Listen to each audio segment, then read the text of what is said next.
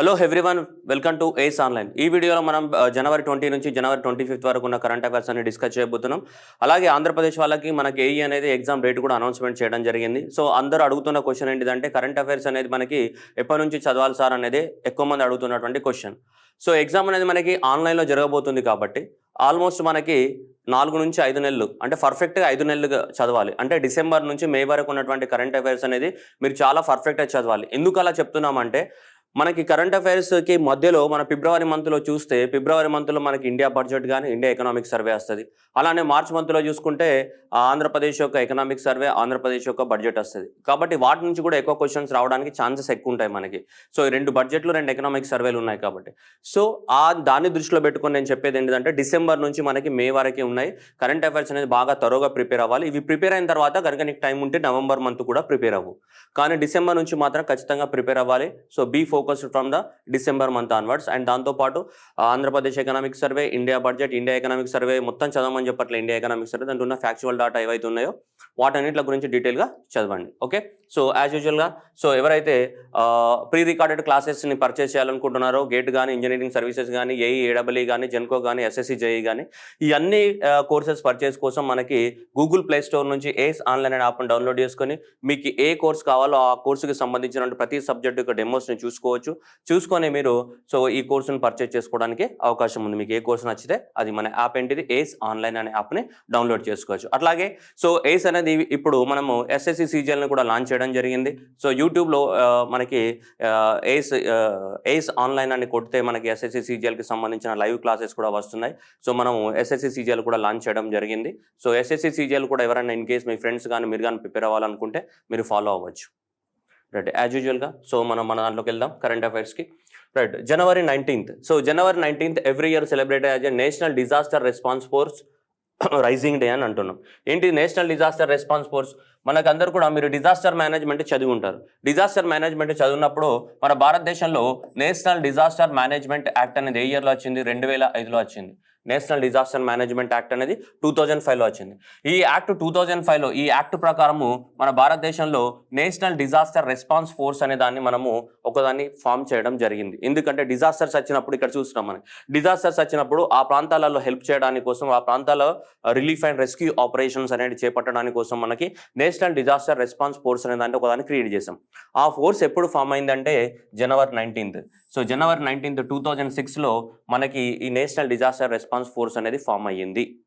Okay, so అందువలన దాని rising అంటే ఏంటిది? ఆ రోజే పుట్టిందనే దాని అర్థం కదా. సో అలా జనవరి 19th రోజు ఇది మనకి ఎస్టాబ్లిష్మెంట్ చేయడం జరిగింది. ఏది?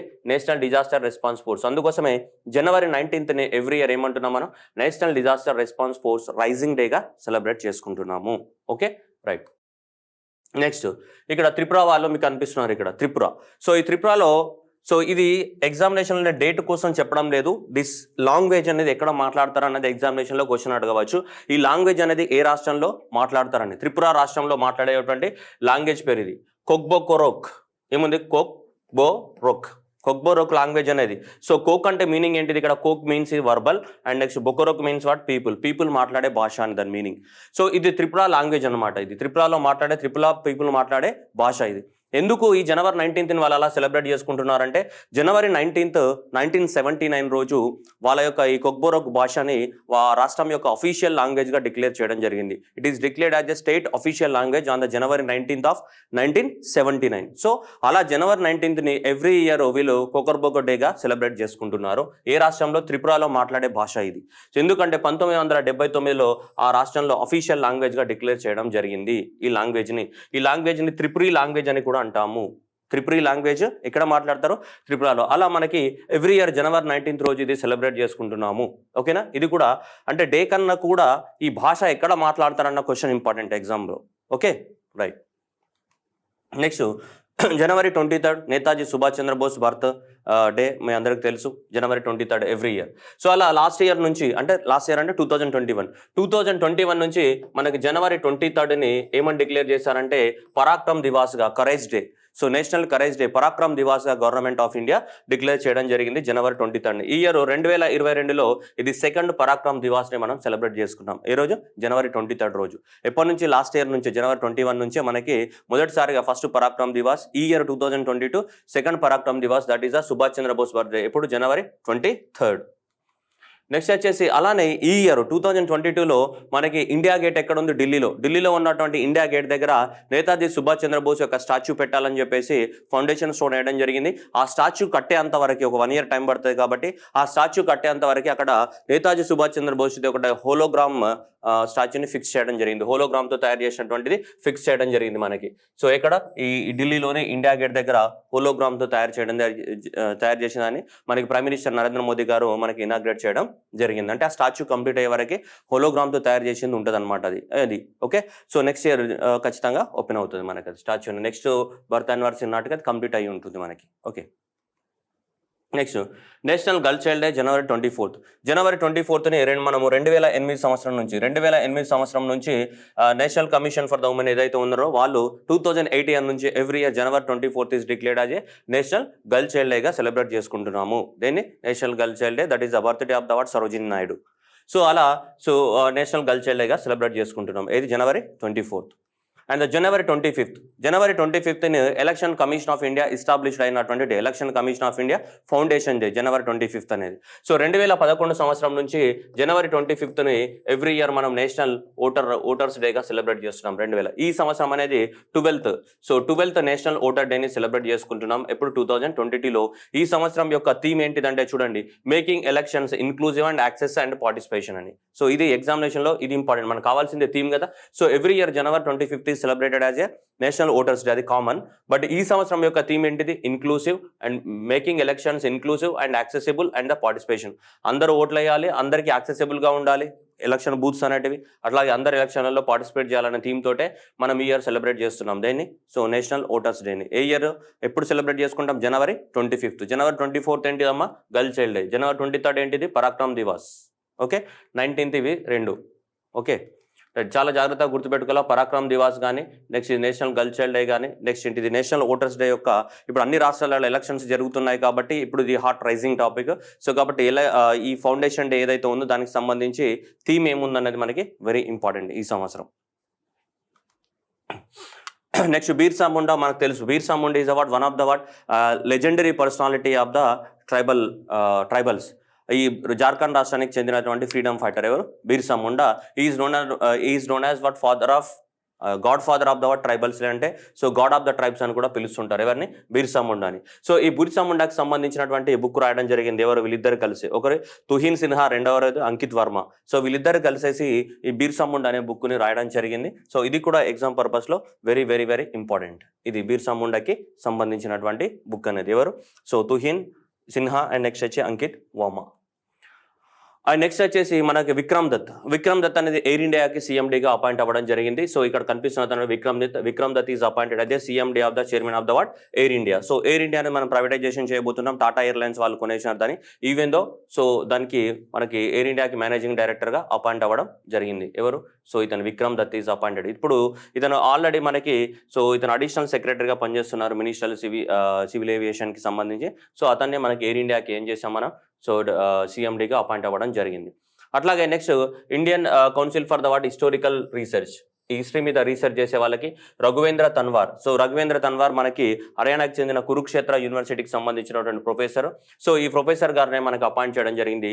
Raghavendra Tanwar is appointed at the chairman of the Indian council for historical research. History మీద రీసెర్చ్ చేసే so Indian council for historical research ఢిల్లీలో ఉంటుంది. సో దానికి మనకి చైర్మన్గా అపాయింట్ అవ్వడం జరిగింది. నెక్స్ట్ వచ్చేసి European union parliament. European union అనేది ఒక 27 దేశాల యొక్క గ్రూప్ ఆఫ్ ద 27 కంట్రీస్. ఆ గ్రూప్ ఆఫ్ ద 27 కంట్రీస్ ఏమంటాం మనం? యూరోపియన్ యూనియన్ అంటాం. ఆ యూరోపియన్ యూనియన్కి ఒక పార్లమెంట్ ఉంటుంది. మన ఇండియాకి ఎట్లయితే పార్లమెంట్ ఉంటుందో అలానే ఆ 27 దేశాలకు కలిపి ఒక పార్లమెంట్ ఉంటుంది మనకి. ఆ పార్లమెంట్కి మనకి ఇప్పుడు ఈమె ప్రెసిడెంట్గా ఎలక్ట్ అవ్వడం జరిగింది. So very very very very very important question ఇది. ఎవరు? Roberta Metsola is elected as a president of the European Union Parliament. ఆ 27 దేశాలు కలిసి ఒక పార్లమెంట్ని ఏర్పాటు చేసుకున్నాయి. అందులో వాళ్ళకి సంబంధించిన ఎకనామిక్ కానీ పొలిటికల్ పాలసీస్ కానీ వాళ్ళందరూ డిస్కస్ చేస్తారు. దానికి ఎవ్రీ ఇయర్ ప్రెసిడెంట్ అపాయింట్ అవుతూ ఉంటారు. సో ఈ సంవత్సరం అయితే మనకి ఈమె రాబర్టా అపాయింట్ అవ్వడం జరిగింది. That is president of the European parliament.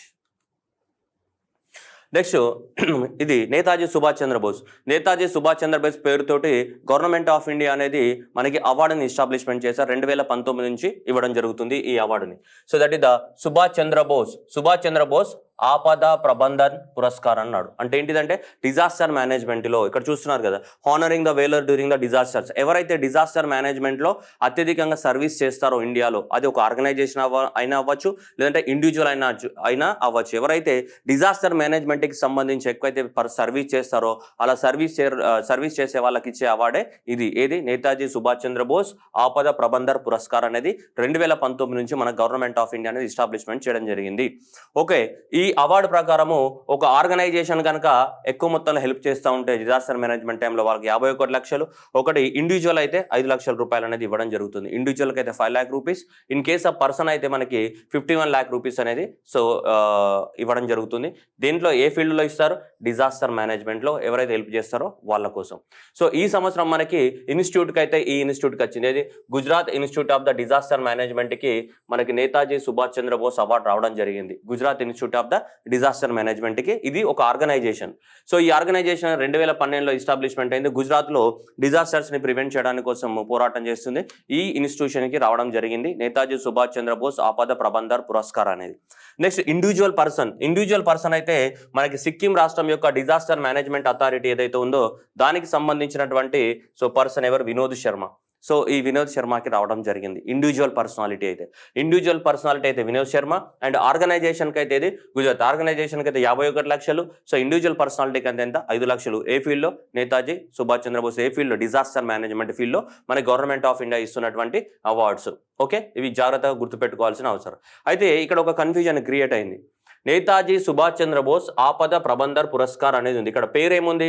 Subhash Chandrabose అని ఉంది. ఇక్కడ గుర్తుపెట్టుకోవాలి, సుభాష్ చంద్రబోస్ ఆపద ప్రబంధర్ పురస్కార్ అనేది. దీంతో పాటు ఇంకొక అవార్డు ఉంది, చూపిస్తాను. ఇది నేతాజీ అవార్డు. సో ఈ 2 అవార్డ్స్ సుభాష్ చంద్రబోస్ పేరు మీదుగానే ఉన్నాయి, కానీ 2 వేరు అవార్డ్స్, రెండింటికి సంబంధం లేదు. అర్థమవుతుందమ్మా? రెండింటికి సంబంధం లేదు. నేతాజీ అవార్డు డిఫరెంట్, సుభాష్ చంద్రబోస్ ఆపద ప్రబంధర్ ఆ అవార్డు డిఫరెంట్. అది డిజాస్టర్ మేనేజ్మెంట్కి ఇచ్చే అవార్డు, ఇది గొప్ప వాళ్ళకి ఇచ్చే సర్వీస్. అండ్ దట్టు ఇది నేషనల్ ఇది ఆపద టైంలో ఇచ్చే అవార్డు ఉంది కదా, ఇది ఓన్లీ ఇండియన్స్కి మాత్రమే ఇస్తారు. ఫారెన్స్కి ఎలిజిబిలిటీ లేదు దీనికి, ఓన్లీ ఇండియన్స్కి మాత్రమే ఇస్తారు ఇది.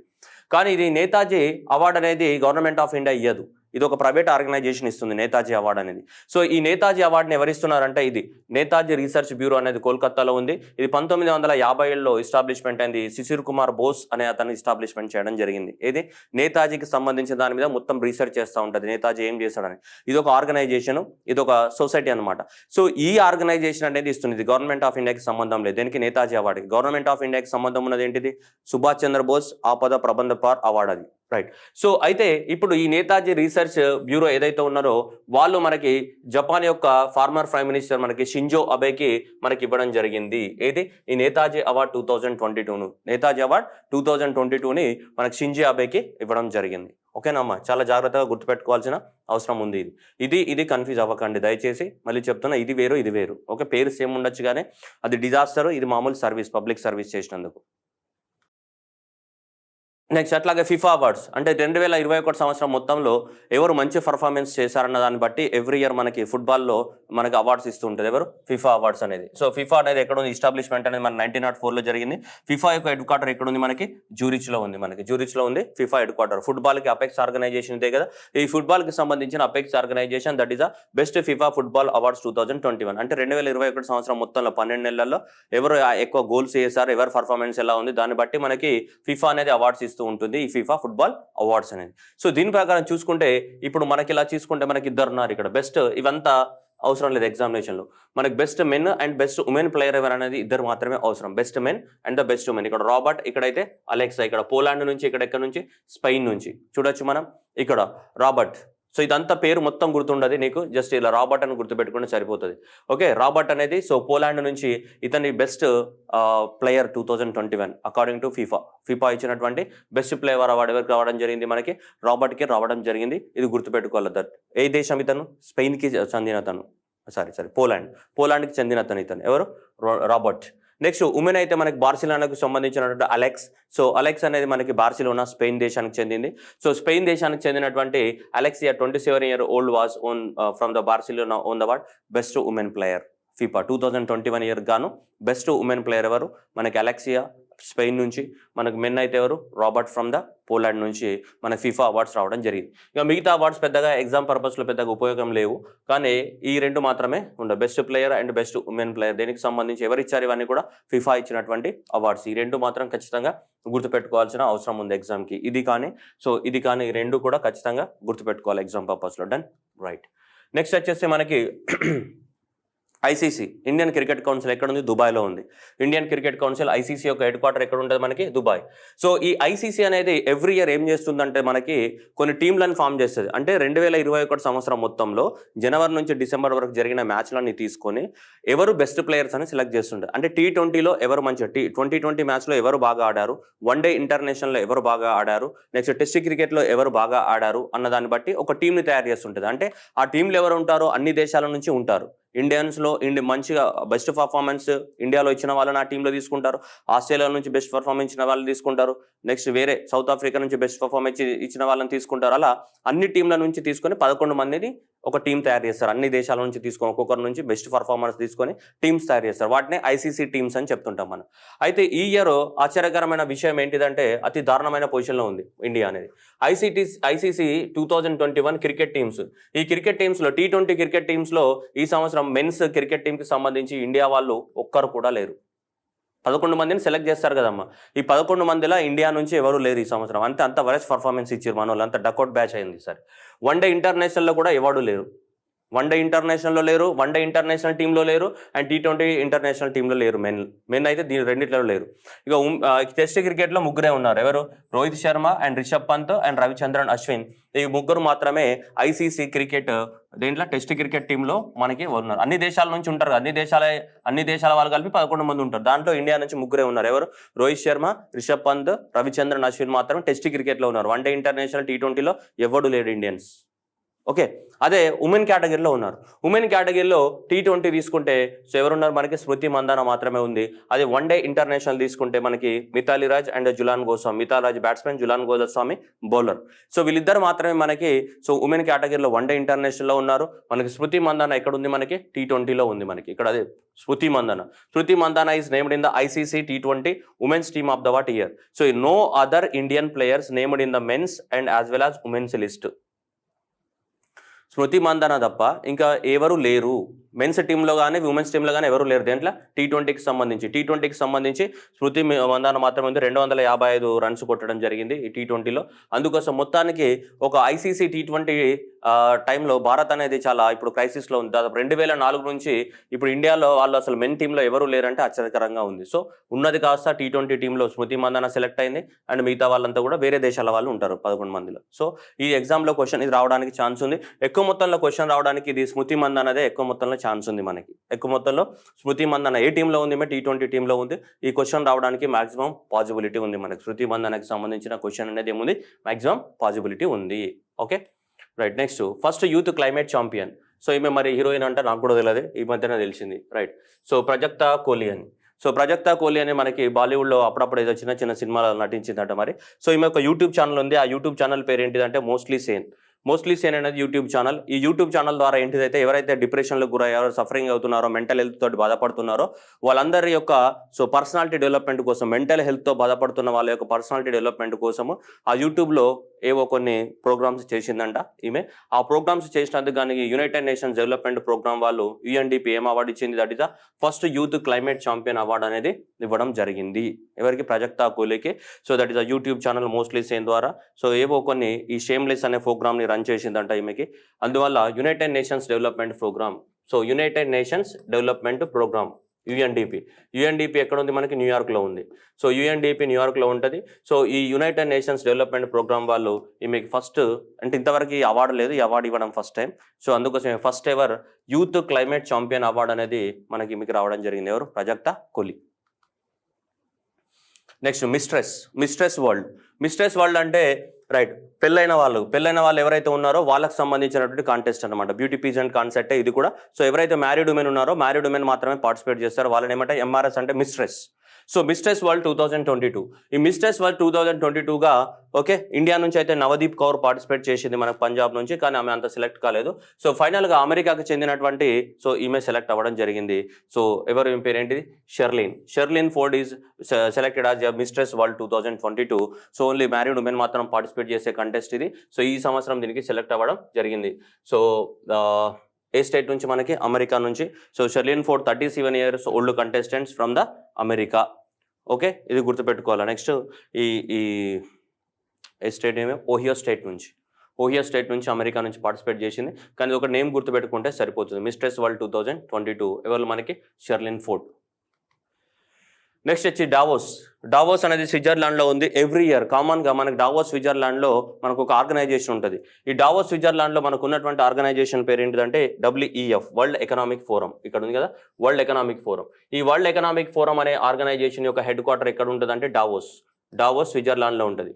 ఈ ఆర్గనైజేషన్ ఏం చేస్తుందంటే ప్రపంచంలో వస్తున్నటువంటి కొత్త టెక్నాలజీ కానీ కొత్త మార్పులు కానీ సో ఎకానమీ వాటికి ఎలా రియాక్ట్ అవ్వాలి, ఏ కంట్రీ యొక్క ఎకానమీ ఎలా గ్రో అవుతుంది, ఫ్యూచర్లో ఎలా గ్రో అవ్వాలి, ఇలా అన్నిట్ల కోసం ఒక మీటింగ్ పెడుతూ ఉంటుంది. ఎవ్రీ ఇయర్ పెడుతుంది. ఇప్పుడనే కాదు, ఎవ్రీ ఇయర్ జనవరి మంత్లో జరుగుతుంది. కామన్గా ప్రపంచంలో వస్తున్నటువంటి ఎకనామిక్ చేంజెస్ ఏమున్నాయో వాటి గురించి డిస్కస్ చేయడానికి వరల్డ్ ఎకనామిక్ ఫోరం అనేది every year it will conduct the meeting in the January month. Every year common. So అలా జనవరి మంత్లో ఎవ్రీ ఇయర్ కండక్ట్ చేస్తుంది. ఈ ఇయర్ కూడా కండక్ట్ చేసింది యాజ్ యూజువల్గా. So right. So every year conduct చేస్తుంది. కాకపోతే ఇక్కడ ఏంటిదంటే మనకి వరల్డ్ ఎకనామిక్ ఫోరం అనేది ఎక్కడ ఉంటుందని అవసరం తెలుసుకోవాలి. ఎక్కడ ఉంటుంది? డావోస్లో ఉంటుంది. ఆ డావోస్ అనేది దేనికి సంబంధించిన ఎకనామీ గురించి డిస్కస్ చేసే సమ్మిట్. అయితే ఈ సంవత్సరము ఏ థీమ్ తోటి జరిగింది? ఈ సంవత్సరం దేని గురించి డిస్కస్ చేశారంటే దీని గురించి this is the theme of this year, the state of the world. అంటే COVID-19 వల్ల ప్రపంచం అంతా ఎఫెక్ట్ అయింది కాబట్టి సో దానివల్ల ఏం జరగబోతుంది అన్న దాని మీద డిస్కస్ చేయడం జరిగింది. The state of the world అనే టాపిక్ మీద ఈ సంవత్సరం వరల్డ్ ఎకనామిక్ ఫోరం యొక్క సమ్మిట్ 5 days జరిగింది.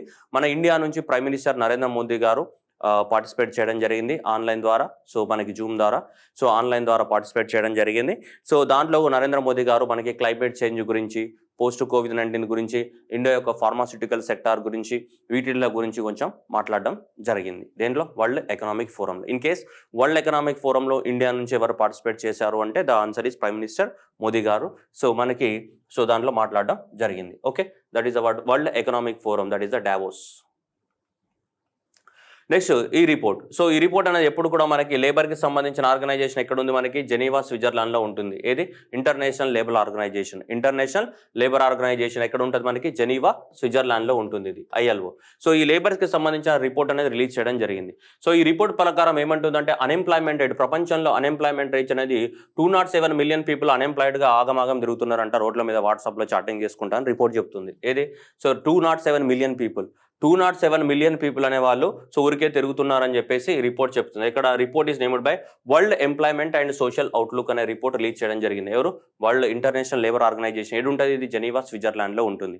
ఈ ఆర్గనైజేషన్ రిలీజ్ చేసింది.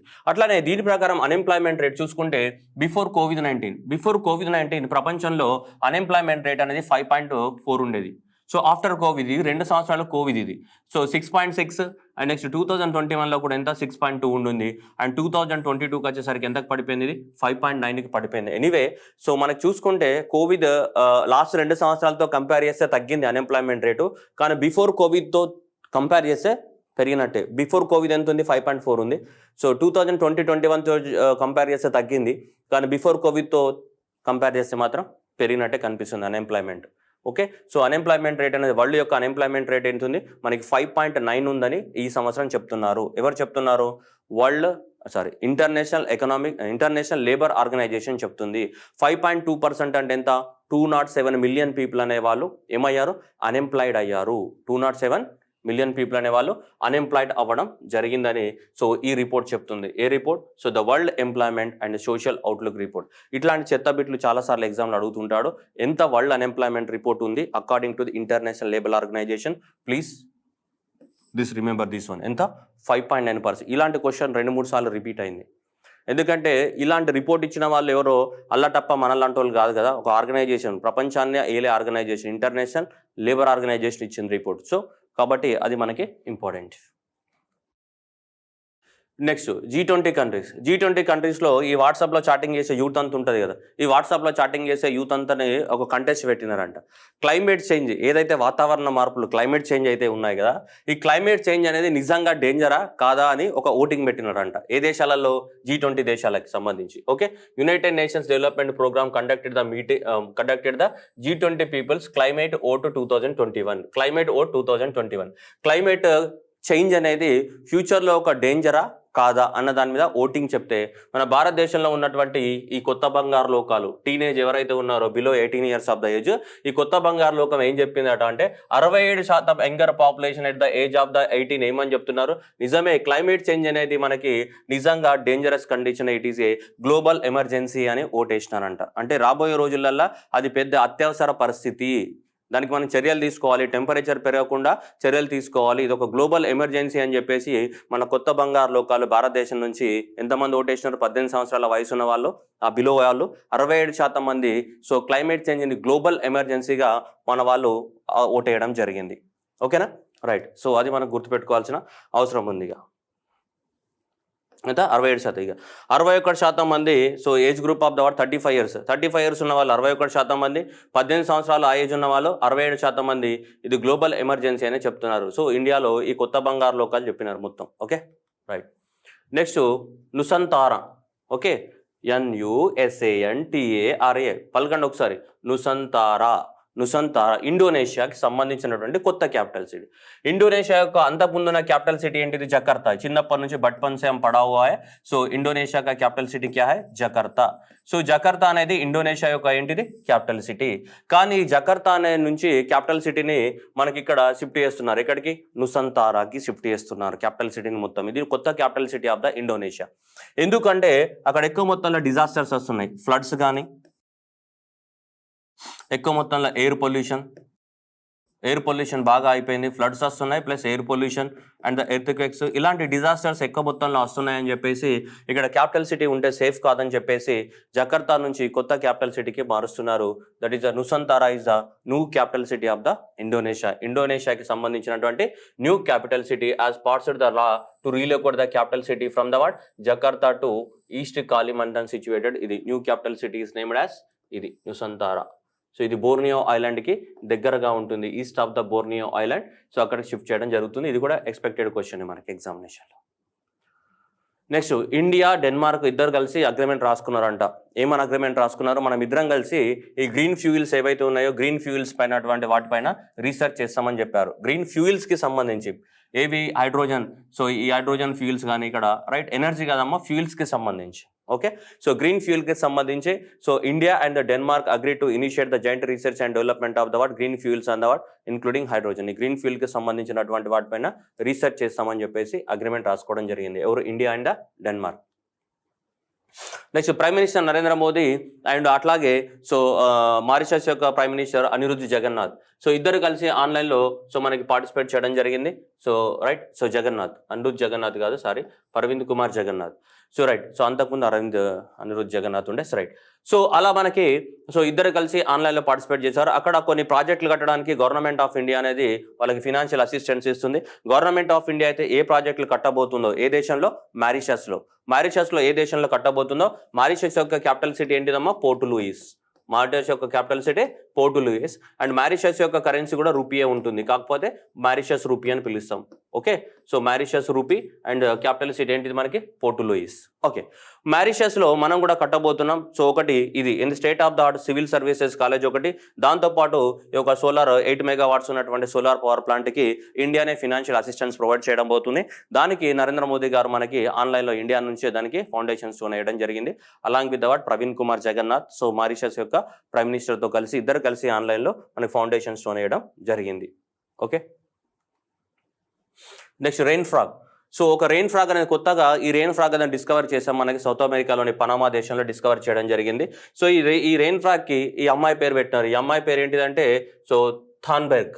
ఇక్కడ పోయింది ఇగో గ్రేటా థాన్బెర్గ్. సో ఈ కప్పకు కూడా ఈ అమ్మాయి పేరే పెట్టినారు, right. So this frog is named after that girl. So ఈమె పేరు గ్రేటా థాన్బెర్గ్. ఈ గ్రేటా థాన్బెర్గ్ అనే అమ్మాయి స్వీడన్కి చెందిన అమ్మాయి. ఈమె ఏ దేశం? స్వీడన్కి చెందిన ఈమె 7 సంవత్సరాల వయసు నుంచే మన క్లైమేట్ చేంజ్ గురించి అన్ని ప్రపంచ దేశాలని నిలదీయడం స్టార్ట్ చేసింది. స్పీచ్లు ఇచ్చుకుంటూ అందరిని మోటివేట్ చేయడం స్టార్ట్ చేసింది. దేనికి సంబంధించి? ఈ క్లైమేట్ చేంజ్ మీద సో వాయిస్ రైజ్ చేయడానికి కోసం. సో అందుకోసం మీకు ఈ మధ్యాహ్నం చాలా అవార్డ్స్ కూడా వచ్చాయి. ఎవరికి? గ్రేటా థాన్బెర్గ్, స్వీడన్కి చెందినటువంటి గర్ల్. సో 7 సంవత్సరాల నుంచే తన ప్రయాణాన్ని మొదలు పెట్టింది సోషల్ సర్వీస్ కోసం. మేజర్గా she is fighting for the word climate change. So ప్రపంచ దేశాలన్నీ యాక్షన్ తీసుకోవాలి అని చెప్పేసి దానికోసం పోరాడుతూ ఉంది. Okay, right. సో అలా మన గ్రేటా థాన్బెర్గ్ స్వీడన్కి చెందిన ఆమె.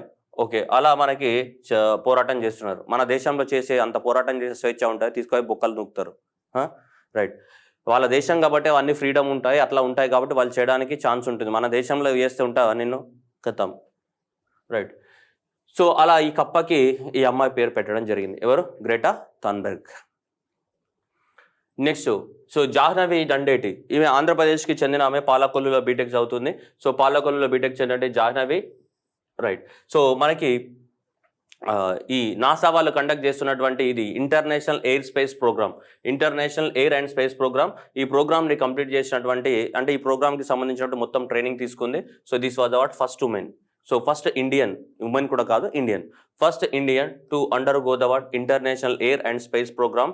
So training which was conducted by the NASA conduct చేసినటువంటి ఈ ట్రైనింగ్ తీసుకున్నటువంటి ఫస్ట్ ఇండియన్ అనమాట. ఎవరు మనకి? So Jahnavi.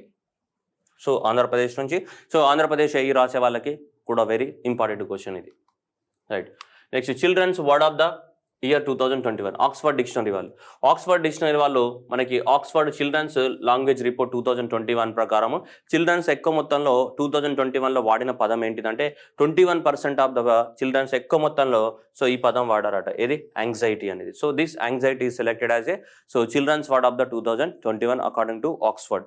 And the challenging అనేది 2nd ప్లేస్లో ఉంది. ఐసోలేట్ అనేది 3rd ప్లేస్లో ఉంది. సో మనకి 3 పదాలు అంటే వరల్డ్ చిల్డ్రన్స్ యూజ్ చేసినటువంటి టాప్ 3 వర్డ్స్గా సెలెక్ట్ అయ్యాయి. యాంగ్జైటీ. నెక్స్ట్ హిమాచల్ ప్రదేశ్, హర్యానా ఈ 2 రాష్ట్రాలు కలిసి మనకు అగ్రిమెంట్ రాసుకున్నాయి. ఆ అగ్రిమెంట్ ఏంటిదంటే సో సరస్వతి రివర్ని మళ్ళీ పునర్జీవనం పోయాలి అని. That is the revival of the what Saraswati river. So Saraswati river ఏదైతే ఉందో ఆ సరస్వతి రివర్ని మళ్ళీ మనం చేయాలి. ఇక్కడ హిమాచల్ అంటే సరస్వతి రివర్కి సంబంధించిన ఆనవాళ్ళు కానీ ఆ సరస్వతి రివర్ ఎక్కడ ఫ్లో అవుతుందంటే మొత్తం హర్యానాలోనే ఉంటుంది. మరి హిమాచల్ ప్రదేశ్ తోటి ఎందుకు అగ్రిమెంట్ రాసుకున్నామంటే హిమాచల్ ప్రదేశ్ నుంచి కొంచెం ల్యాండ్ ఏరియా తీసుకుంటున్నాం, దాంతోపాటు దానికి ఇన్ఫ్రాస్ట్రక్చర్ కానీ దాని కన్స్ట్రక్షన్ కానీ అదంతా కూడా హిమాచల్ ప్రదేశ్ గవర్నమెంటే చూసుకుంటుంది అనమాట. అందుకు హర్యానా అండ్ హిమాచల్ ప్రదేశ్ ఈ 2 గవర్నమెంట్ అనేది అగ్రిమెంట్ రాసుకున్నాయి for the revival of the what Saraswati river. ఈ సరస్వతి రివర్ని రివైవ్ చేయడానికి కోసము దాంట్లో భాగంగానే ఒక డ్యామ్ కడతాపోతున్నాం, ఆదిబద్రి డ్యామ్ అని. So Adibadri dam. సో ఈ ఆదిబద్రి డ్యామ్ అనేది మనకి సో హర్యానాలో కట్టబోతున్నాం. ఇది దీనికి ఇన్ఫ్రాస్ట్రక్చర్ అంతా కట్టేది ఎవరు? హిమాచల్ ప్రదేశ్. కానీ డ్యామ్ ఎక్కడ ఉంటుంది? హర్యానాలో ఉంటుంది డ్యామ్ అనేది. సో ఆ డ్యామ్ నుంచి మనము సరస్వతి రివర్ని రివైవ్ చేయాలి. ఏంటి ఆ కాన్సెప్ట్? సరస్వతి రివర్ని రివైవ్ చేయాలంటే ఎందుకు ఆదిబద్రి దగ్గరనే ముడుతున్నామంటే మనకి ఆర్కియలాజికల్ సర్వే ఆఫ్ ఇండియా ప్రకారం ఏంటిదంటే సరస్వతి రివర్ అనేది ఇండియాలో ఉందా లేదా అంటే ఉంది సరస్వతి రివర్. కానీ సరస్వతి రివర్ అనేది మనకి ఒకప్పుడు ఫ్లో అయింది అనేది మనం ఎప్పుడో చదువుకున్నాం. మనకి ఏదో వేదాలలో సరస్వతి రివర్ని నది తరణ అన్నాం, ఇలా అని చెప్పాం. ఇలా సరస్వతి రివర్ అనేది ఇలా హర్యానా నుంచి ఇటు పోయి సో ఇక్కడ నుంచి ఇలా పాకిస్తాన్కి వెళ్ళిపోయిందని మనకు ఆర్కియలాజికల్ సర్వే ప్రకారం చెప్తున్నాయి. సో దీని యొక్క బర్త్ ప్లేస్ అనేది ఆల్మోస్ట్ ఇక్కడనే మనకి ఆదిబద్రి అనే ప్లేస్లో ఉందనేది సో ఆర్కియలాజికల్ సర్వే వాళ్ళు చెప్తున్నటువంటి పాయింట్ ఇది ఆదిబద్రి. సో ఆదిబద్రి అనేది ఎక్కడ ఉంది? మనకి హర్యానాలో ఉంది. సో ఈ ఆదిబద్రి అనే ప్లేస్లోనే మనకి ఇప్పుడు ఏం చేస్తున్నాం? మనం డ్యామ్ అనేది నిర్మిస్తున్నాం. మరి సరస్వతి రివర్ నిజంగా ఉన్నదా అంతరించిపోయిందా అంటే ఒకప్పుడు ఉండే అని చెప్పేసి మరి ఈ భూమి లోపలికి వెళ్ళి చూస్తే మనము పేలియోకెమికల్స్ అని కనుక అబ్జర్వ్ చేస్తే నిజంగా ఈ రూట్లో సరస్వతి రివర్ అనేది ఫ్లో అయినట్టు మనకి ఛానల్ ఉందన్నమాట. రివర్ అంటే ఆ రివర్ యొక్క ఛానల్ ఉంది. ఆ రివర్ అనేది డ్రై అయిపోయి ఇప్పుడు భూమిలోకి వెళ్ళిపోయింది కొన్ని ఎర్త్క్వేక్స్ వల్ల, జియోలాజికల్ కారణాల వల్ల. కానీ ఒకవేళ నిజంగానే ఇక్కడైతే మాత్రం రివర్ అయితే ఫ్లో అయింది. సో రివర్ అయితే ఫ్లో అయింది, దాని యొక్క పేలియోకెమికల్ ఎవిడెన్సెస్ అయితే ఉన్నాయి దానికి, రైట్. సో ఈ ఎవిడెన్సెస్ అన్ని ఉన్నాయి కాబట్టి ఈ రూట్లోనే రివర్ ఫ్లో అయింది అనేది మనకి ఎవరు చెప్పారు? ఆర్కియలాజికల్ సర్వే ఆఫ్ ఇండియా చెప్పింది రూట్లో రివర్ ఫ్లో అయింది.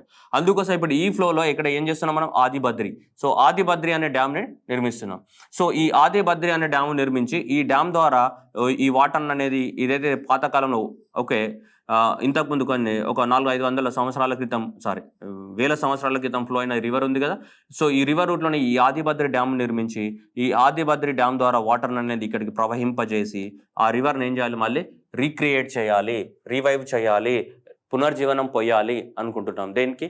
సో సరస్వతి రివర్కి. సో ఇక్కడ ఈ ఆదిబద్రి డ్యామ్. సో ఈ ఆదిబద్రి డ్యామ్ ఎక్కడ? సో యమునా నగర్కి దగ్గరగా హర్యానాలో మనం నిర్మించబోతున్నాం. దేన్ని? ఆదిబద్రి. ఓకే, అది దానికి సంబంధించింది. రైట్. నెక్స్ట్ దానికి అగ్రిమెంట్ రాసుకున్నది ఎవరు? ఈ రెండు రాష్ట్రాలు, Himachal Pradesh and Haryana for the revival of the Saraswati river. Next AVCG. So ఇండియాలోనే అతిపెద్ద centre of excellence and AVCG. So that is the animation, visual effects, gaming and the comics. వీటికి సంబంధించినటువంటి రీసెర్చ్ చేయడానికి కోసం కానీ వాటిని ఎక్కువ మొత్తంలో డెవలప్మెంట్ చేయడానికి కోసం కానీ భారతదేశంలోనే అతిపెద్ద అది స్టార్ట్ అయింది ఇక్కడ మహదేవపూర్, బెంగళూరు, కర్ణాటకలో స్టార్ట్ అయింది. మహదేవపూర్, బెంగళూరు, కర్ణాటకలో అతిపెద్ద భారతదేశం. That is the Karnataka launch the countries biggest AVGC centre of excellence in Bengaluru. అంటే వాటిపైన ఎక్కువ మొత్తంలో ఇది ప్రమోట్ చేయడానికి కోసం. ఇది animation, visual effects, gaming and the కామిక్స్కి సంబంధించి. ఓకే, నెక్స్ట్ జర్రీ హాట్ అనేది మనకి జమ్మూ కాశ్మీర్లో ఉన్న ఒక చిన్న విలేజ్. ఈ విలేజ్ అనేది declared as award milk village. అక్కడ 370 ఆవులు ఉన్నాయంట, చాలా ఎక్కువ మొత్తంలో పాలు ప్రొడ్యూస్ అవుతున్నాయంట. సో అందువలన ఆ విలేజ్ని మిల్క్ విలేజ్గా డిక్లేర్ చేయడం జరిగింది. ఎవరు? జమ్మూ కాశ్మీర్ గవర్నమెంట్ ఎవరైతే ఉన్నారో వాళ్ళు ఇది కంప్లీట్గా జమ్మూ కాశ్మీర్ యొక్క సో మిల్క్ విలేజ్గా డిక్లేర్ చేయడం. జర్రీ హామ్లెట్ ఇక్కడ జమ్మూ కాశ్మీర్లో ఉంది. So Jarri hamlet is declared as award. 73 farmers, 370 ఆవులు, కొన్ని వేల లీటర్ల పాలు ప్రొడ్యూస్ అవుతున్నాయి కాబట్టి దీన్ని మిల్క్ విలేజ్గా డిక్లేర్ చేయడం జరిగింది, చిన్న విలేజ్ అయినా కానీ. Okay, next ministry of the coal.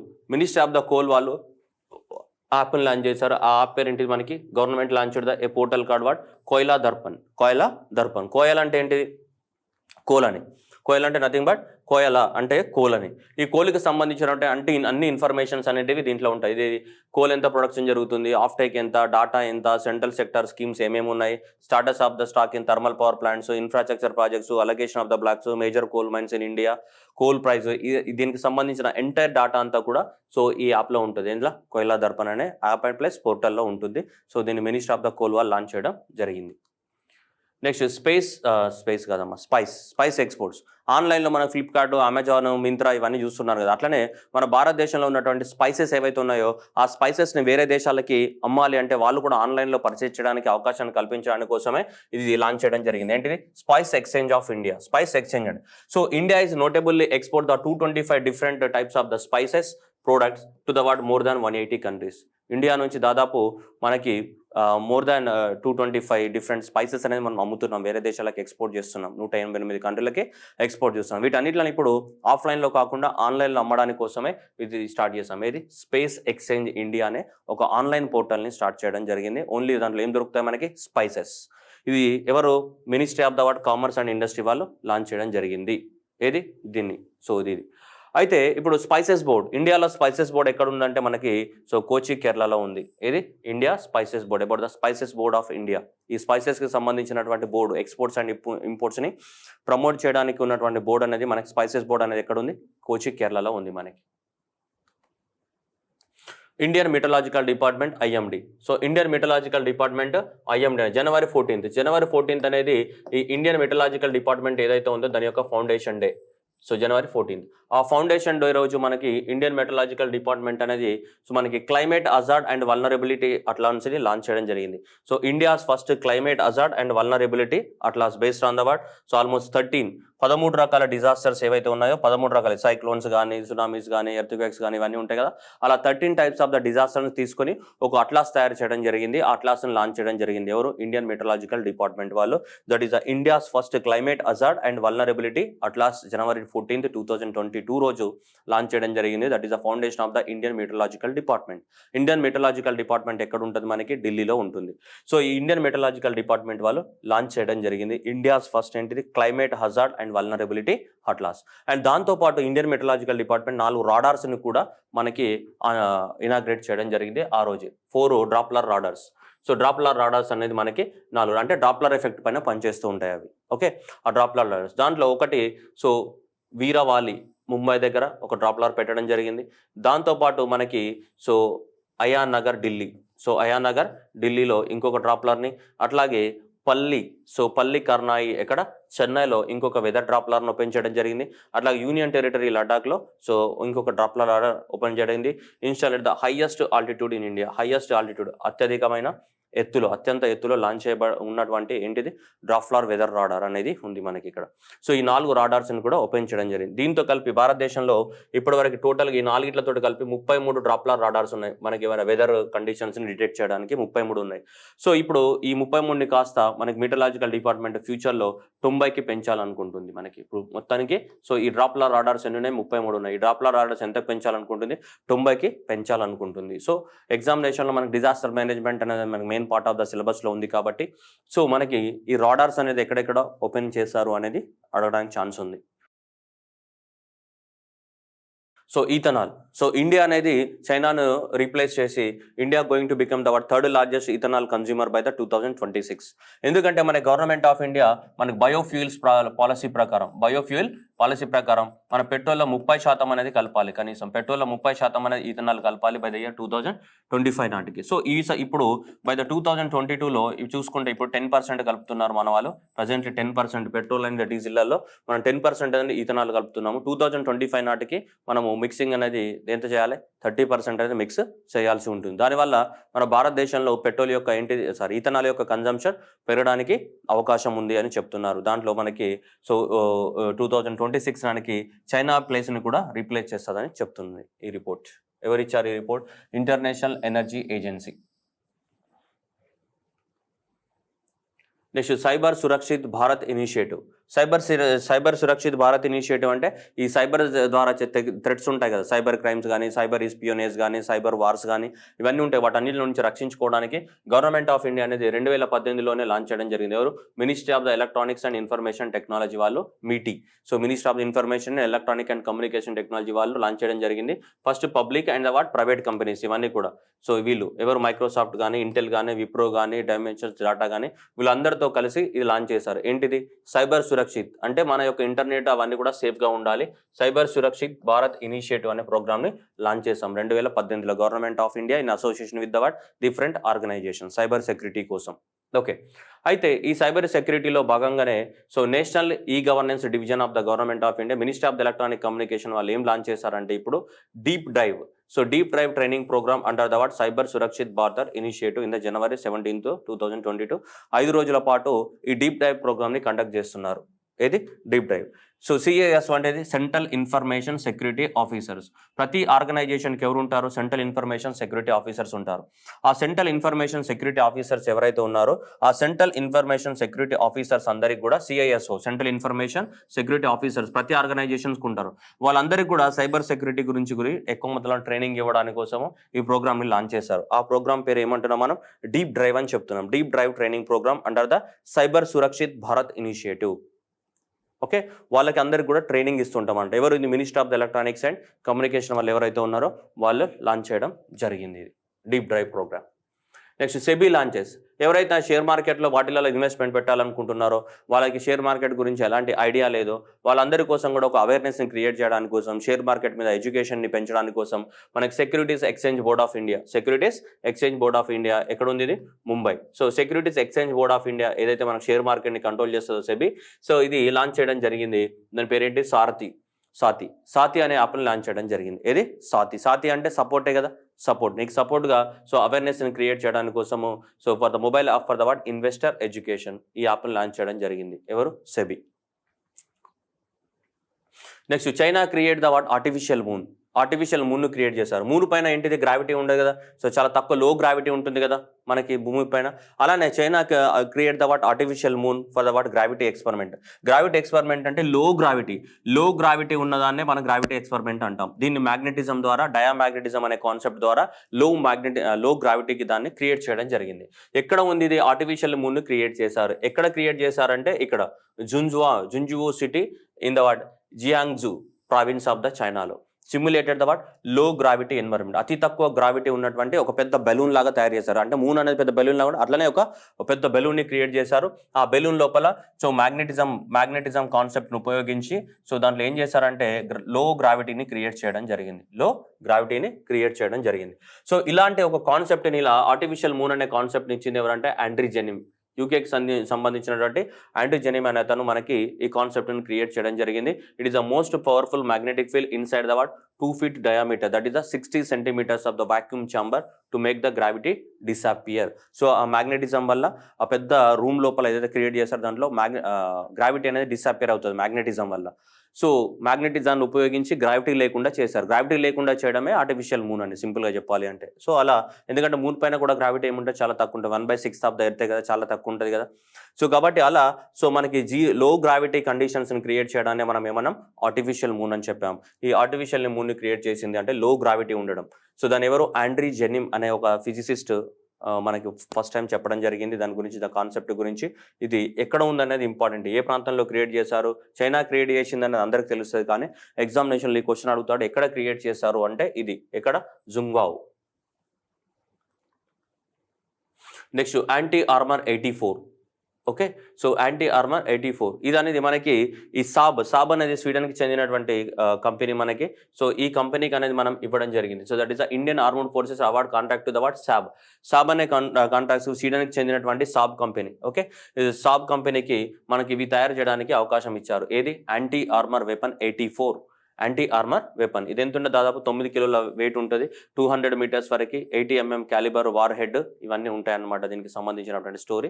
So ఇది మనం తీసుకెళ్ళి మనం ఫైర్ చేయడానికి సంబంధించి ఈ 84 అనే గన్స్ తయారు చేయడానికి కోసం మనకి ఏ కంట్రీకి కాంట్రాక్ట్ ఇచ్చాం, స్వీడన్కి కాంట్రాక్ట్ ఇవ్వడం జరిగింది. నెక్స్ట్ వచ్చేసి Russia's first newly built white swan. So ఏమన్నా వైట్ స్వాన్, ఇది ఇక్కడ TU-160M white swan, the strategic bomber debut flight. అంటే వాళ్ళు టెస్ట్ చేశారు, ఇక్కడ కనిపిస్తుంది కదా మనకి ఇది. సో దీని నుంచి బాంబులు వేయడానికి కోసం అనమాట, మనకి వేరే దేశాల పైన అట్లా బాంబులు వేయడానికి కోసం మనకి Russia's firstly newly built Tupolev TU-160 strategic missile carrying bomber nicknamed as a white swan. So white swan అనే దాని ఫ్లైట్ని తయారు చేశారు. సో ఇది మనకి బాంబులు వేయడానికి ఉపయోగిస్తారు, ఫ్యూచర్లో చూడాల్సి ఉంటుంది. And this is the world's heaviest super sonic military air craft till date. అన్నిటికన్నా సో ఎక్కువ వెయిట్ ఉన్నటువంటి సూపర్ సోనిక్ ఎయిర్ క్రాఫ్ట్ అంట వరల్డ్లో ఇప్పటి వరకు. ఇది డెబ్యూట్ ఫ్లైట్లోనే చేస్తుంది, ఇంకా ఫుల్ డీటెయిల్స్ అనేది మనకు అవుట్ అవ్వలేదు. కాబట్టి మనకు వైట్ స్వాన్ అనేది ఏ దేశం తయారు చేసిందంటే రష్యా. దేనికి సంబంధించి అది బాంబులు వేయడానికి ఉపయోగించేటువంటి ఎయిర్ క్రాఫ్ట్ అది, ఏది, వైట్ స్వాన్. సో దాని కోడ్ నేమ్ ఏంటిది, TU-160M. మామూలుగా నిక్ నేమ్ అయితే ఏంటిది, వైట్ స్వాన్. ఓకే, సో ఇది వైట్ స్వాన్. సో ఇవి మనకి సో January 20 నుంచి 25 వరకు ఉన్నటువంటి current affairs. And thank you everyone and all the best.